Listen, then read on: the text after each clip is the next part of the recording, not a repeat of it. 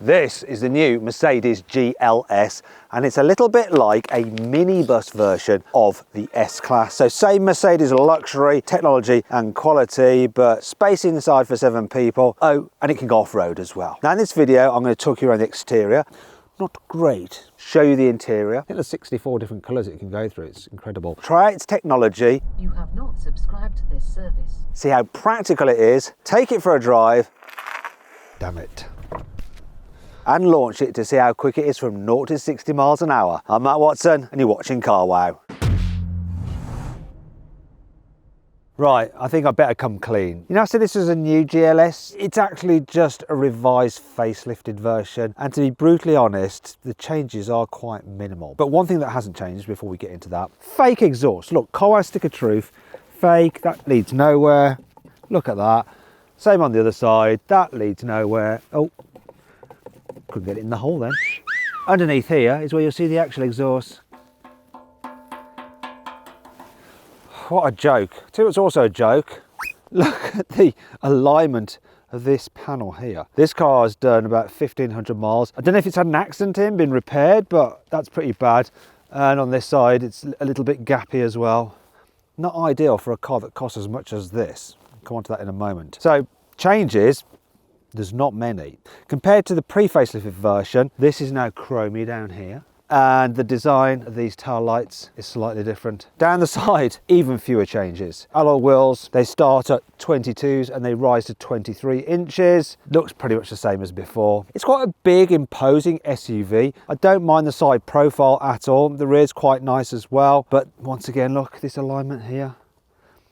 I mean, maybe it's just me being a picky motoring journalist and customers won't notice that, but I really think for a brand like Mercedes, not great. Biggest changes on this revised GLS are here at the front, and it's this new bigger grille, which obviously is plastic. Massive Mercedes badge, very important, and another one up there just in case between looking from there and there you forgot which car you bought. This is what the old grille looked like. I do prefer this new grille, but I still don't think it's great. However, the grille on the AMG version looks much better. Have a look at this. I like that. Also, AMG cars have slightly more aggressive front lower parts of their bumpers as well, with actual air vents, although this is actually a breather to help smooth airflow down the side. It's not completely fake.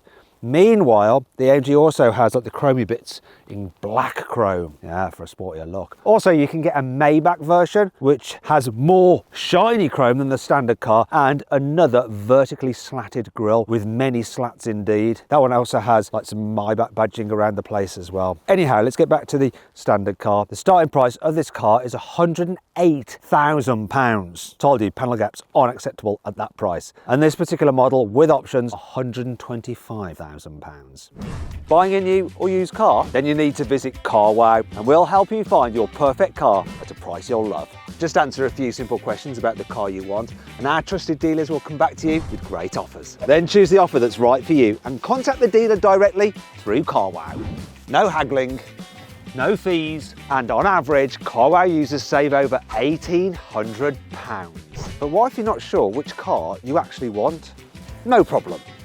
Just watch our insightful video reviews, read our impartial expert advice, or use our helpful car buying tools to discover your ideal car in no time at all.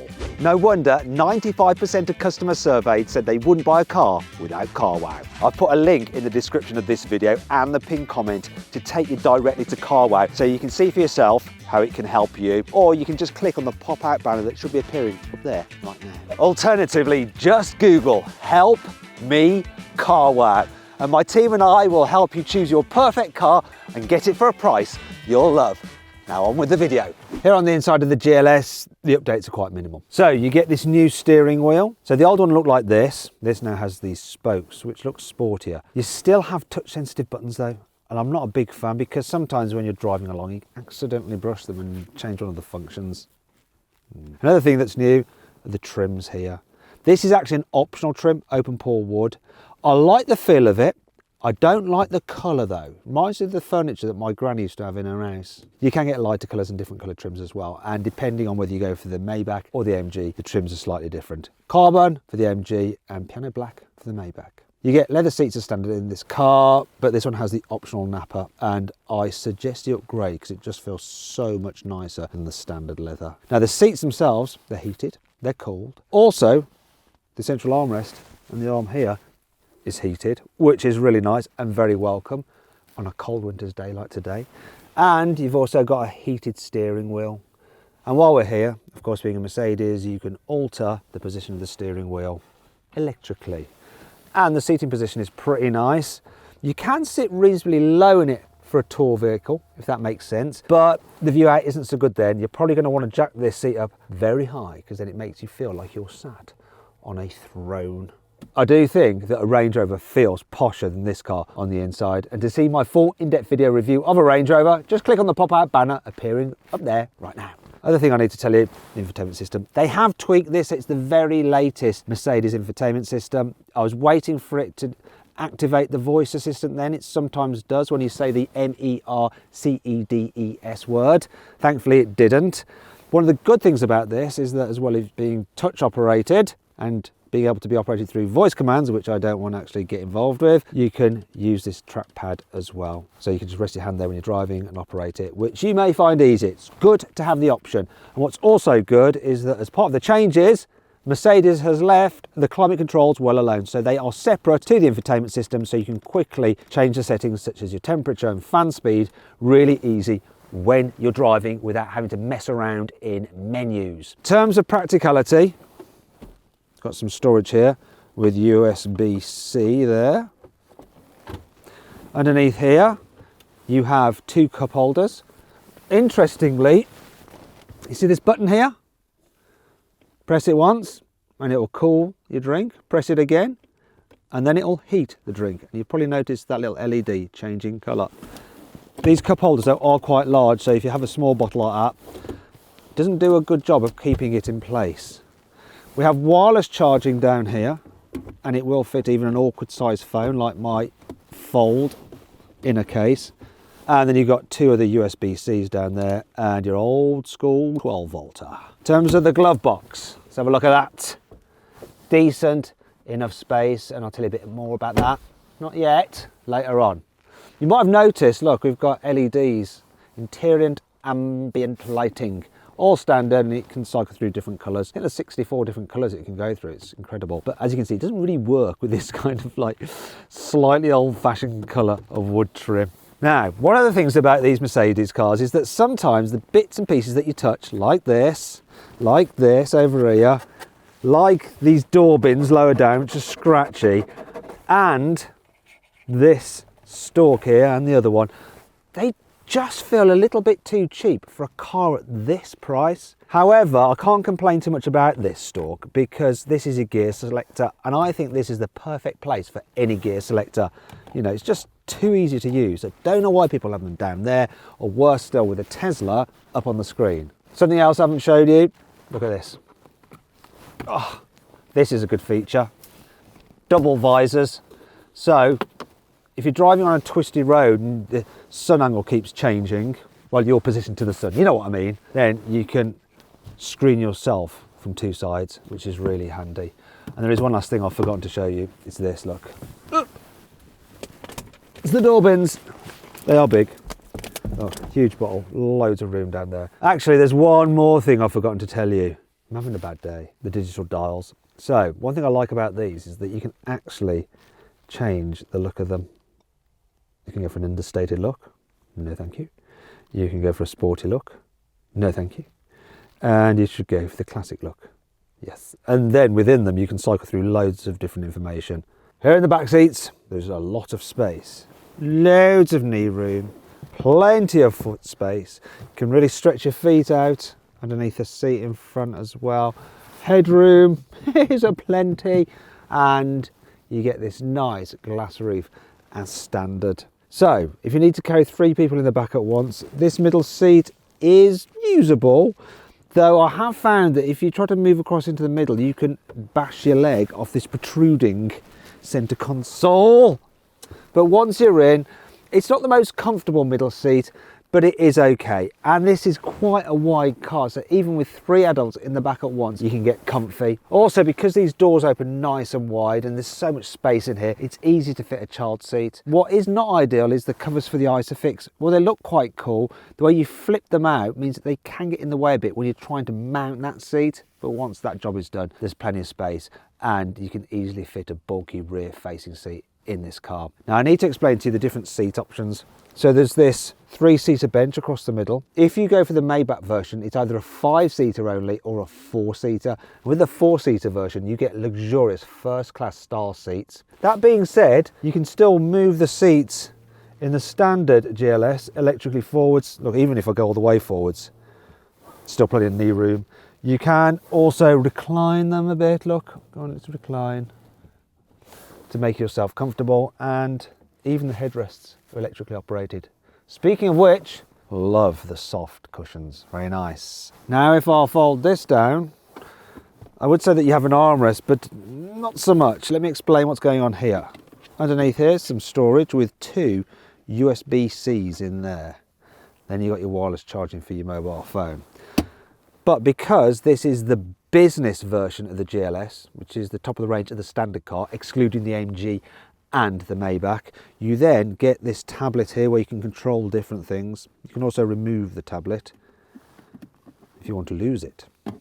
But you basically have the full Mercedes operating system there. Alternatively, you can just use these screens, which come as standard with the business version. Annoyingly though, you can't seem to remove them easily, which you might want to prevent them getting stolen or to free up space. But once again, you can control lots of features, including massage function for these seats, which comes as standard on this business version. So too does heated and cooled outer rear seats in this middle row. That's quite a lot of kit. No wonder this car is so expensive. All models get climate control here in the middle row. As you can see, it's dual zone. Just turn that off so we don't get too much noise. And there's some storage here. Decent sized door bins. Oh, which look, it's where you keep the headphones for this rear entertainment system. Bet you'll fit a big bottle in there. And let's just do it while we're here. Do the back windows go all the way down? Oh yeah, that's a good thing. Huge windows as well, great view out for rear passengers. One thing I should point out, remember I was moaning about the cup holder in the front not being able to hold this bottle tightly? Well look, they've got a little cup holder here that's more designed for things like this and energy drinks. Anyway, let's check out the third and final row. I'll tidy this all up later, don't worry about it. Okay, so to get into the very rear, put a little switch there. Let it do its thing. Oh. More on that later. Okay, so let's get into the back. I'm going to move this seat out of the way so you can see what's going on from this side. Hopefully an editor has speeded this up somewhat. If not, I apologise. Okay, so let's push this up. So here in the very back, headroom's actually pretty decent. Right, a knee room is passable. However, if you're carrying an adult in the front seat, then the middle seat, and you want someone in this seat, you're going to have to move the middle seat forward slightly. But because there's so much room, the middle person is going to be fine in terms of knee room. What you will have to do though is put the seat back a bit more upright like this one is. And then this isn't quite as comfortable as the car could be. I do think that a BMW X7 is slightly more comfortable overall when you have 7 people in all the seats. Not 7 people in all the, you know what I mean. Now, other things to point out here in the back. That's quite a decent window to look out of. There is 2 USBs there, USB-Cs, and you have them over the other side. Plus, what's this? Oh, that's obviously for the boot. We'll move on to the boot in a moment. What does that do? Ah, slow, isn't it? Yes, let's go to the boot. So, can I put all the seats back into their original position from here? I've got a horrendous feeling I can't. Yeah, look. Come on. No, that's not the right button. Oh.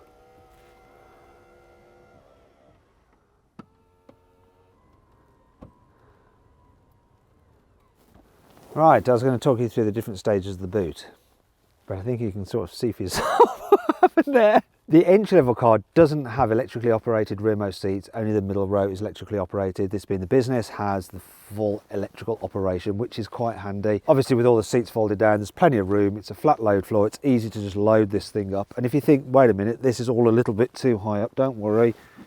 If I press this button, come on, go on, do it, do it. Is it going down? Oh good.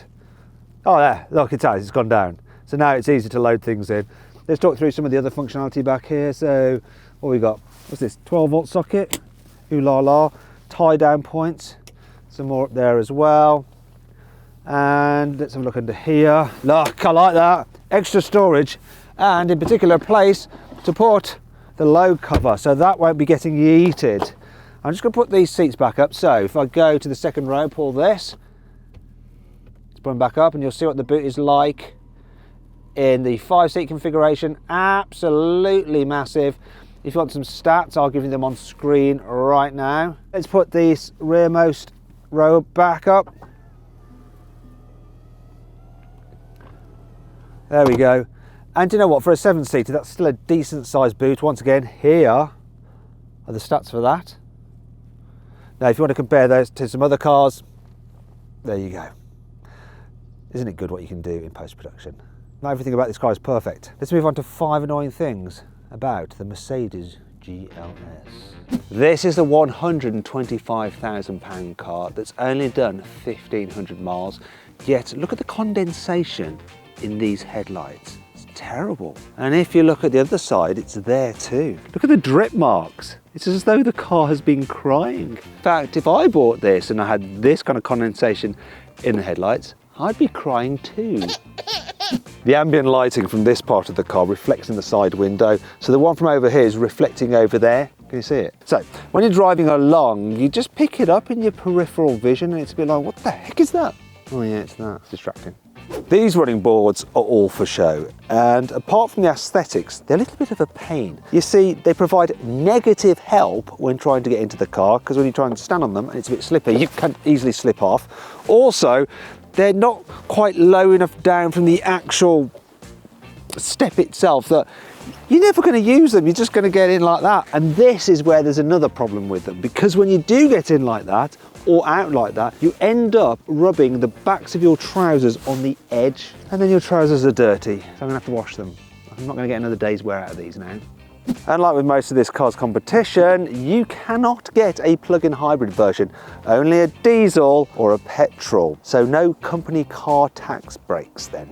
You've got a big back window, but a reasonably small window wiper. So when you try to clean it off, go give it a spray. You're only really clearing this little area here for visibility. The car's got very moist. It's not all negative though. Here's 5 good things about this car. All GLSs come with reinforced underfloor body panels to protect the chassis when you're going off-road. Now you used to be able to get that as an option in the pre-facelift version, but now you get it as standard. The GLS is fitted with a really useful red light camera, so when you pull up at a set of traffic lights like this and then you stop, you get this view here, and it's really good. You know when you sometimes get too close to the lights, you're like, oh, I can't see whether it's going to change. You can just look on here. This camera, which is actually housed just up there, that doubles as a dash cam, so if you have an accident, it will record what happened, which you can choose whether or not to use when making a claim. You get soft closed doors. There's just something about them. Oh, that is so luxury, look.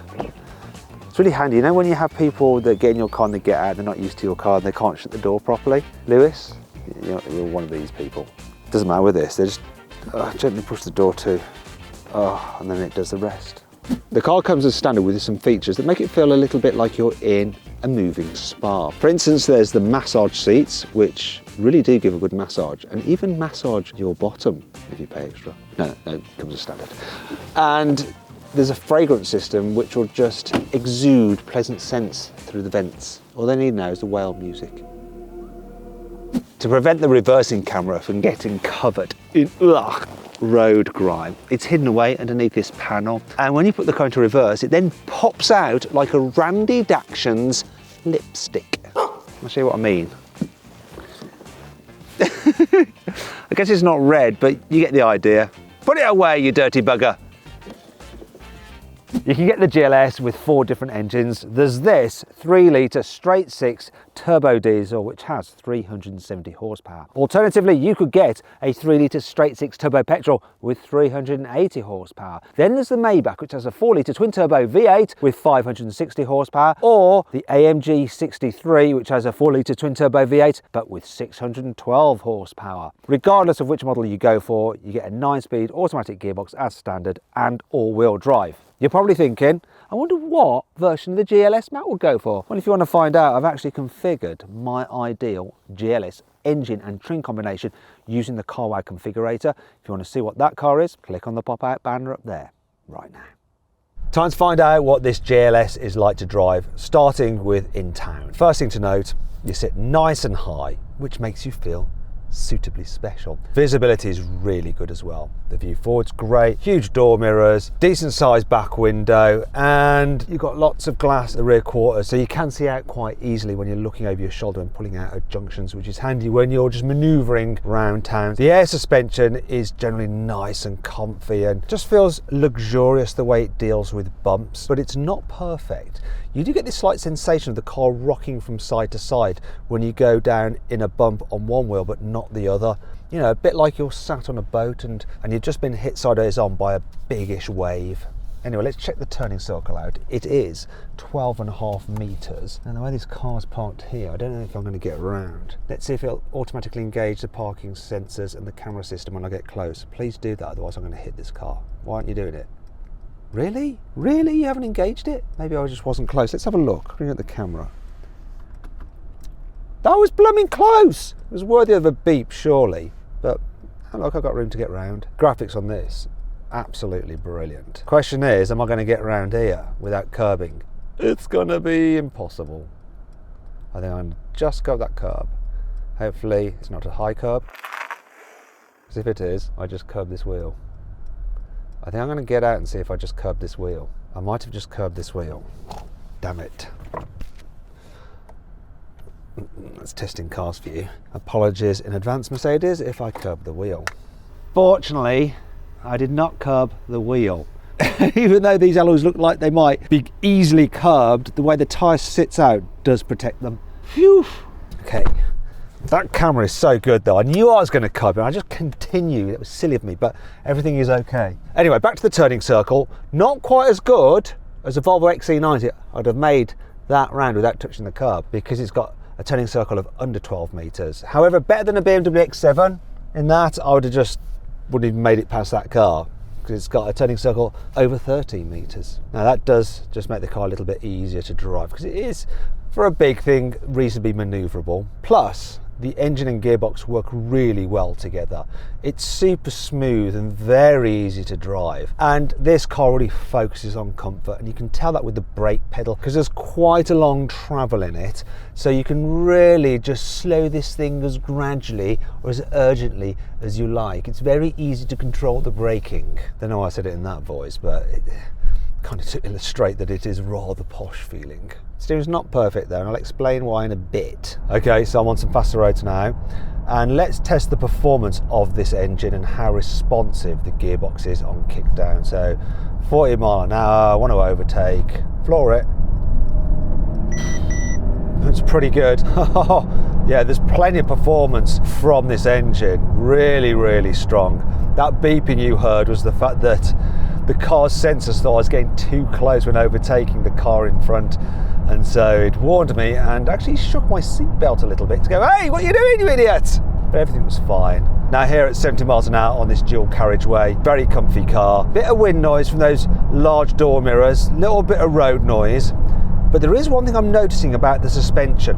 When I hit a bump, especially if it's just like a bump which affects one wheel, from the rear axle I can feel it skipping slightly, and the sensation reminds me a little bit Like, you know when you're just walking on some slippery surface, you're not really thinking about it, then all of a sudden you like slip a bit on your heel, but your body catches you, your reflex just does the job and it stops you falling over, but you're there thinking, wait a minute, I could have really fallen over there, even though you didn't. It's kind of like that. This car sometimes skips a little bit because the suspension isn't great at just controlling things when it's suddenly surprised. Anyhow, I tell you what's also a bit odd. This is a diesel, it's supposed to be economical, and Mercedes claims 32 miles to the gallon, though I'm only averaging 23. Oh dear, still it'd be worse with the petrol. And I do think that the diesel engine really suits this car. I think people have been unnecessarily put off diesels, and sometimes they're the best engine for the job, and in this type of vehicle I really think they still are. Not plug-in hybrids, diesels. Anyway, let's put the car into dynamic mode. We're going to see what it's like through the corners. Now that's stiffened up the suspension ever so slightly, though the difference isn't that great. There's a bit more weight to the steering, but the engine and gearbox do feel a bit more punchy. It does feel quite quick. You know, this is a heavy car, yet it's very responsive, and it actually does a good job of going down a twisty road. There is one thing that's not great. The steering's like doesn't seem to do anything at first until you turn it a bit more, then the car does start like just turning into the bends. I'm going more than quick enough to keep up with that Alpha in front of me. I mean, this big Mercedes SUV. It actually handles really well for a big, heavy, tall vehicle. You can certainly go down this road faster than the speed limit will allow you. What more do you need from it? Nothing. In fact, you know what? I don't think it even needs to be in dynamic. Let's just go back into comfort. Still keep up with that Alpha. You actually get quite a lot of confidence driving this quickly down a twisty road. It just feels solid, tank-like and reassuring. Exactly how it should be with a Mercedes SUV. Though to be fair, if I'm being brutally honest, I do think the BMW X7 drives slightly better. Not only is the suspension a little bit more composed, the car feels even more sure-footed. Anyway, if you want to see my full in-depth video review of that car, click on the pop-out banner up there or follow the link in the description below. Now let's see how quick this diesel version of the Mercedes GLS is from 0 to 60 miles an hour. Here we go. Left foot on the brake, boost it, release the brake. Feels quick, good traction as well. What we got? 5.72 seconds to 60. Now Mercedes quote a 0 to 100 kilometers an hour time, 0 to 62 of 6.1, so I have no reason to doubt them. It's quick. You have not subscribed to this service. To use it, you first have to activate the service in the Mercedes Me app.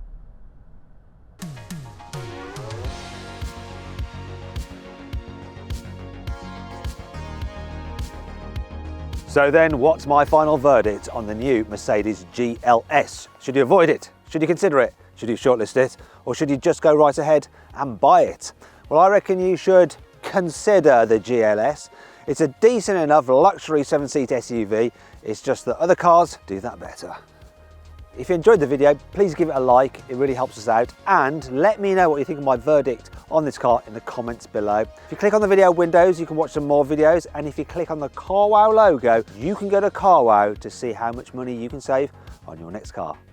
Thanks for watching.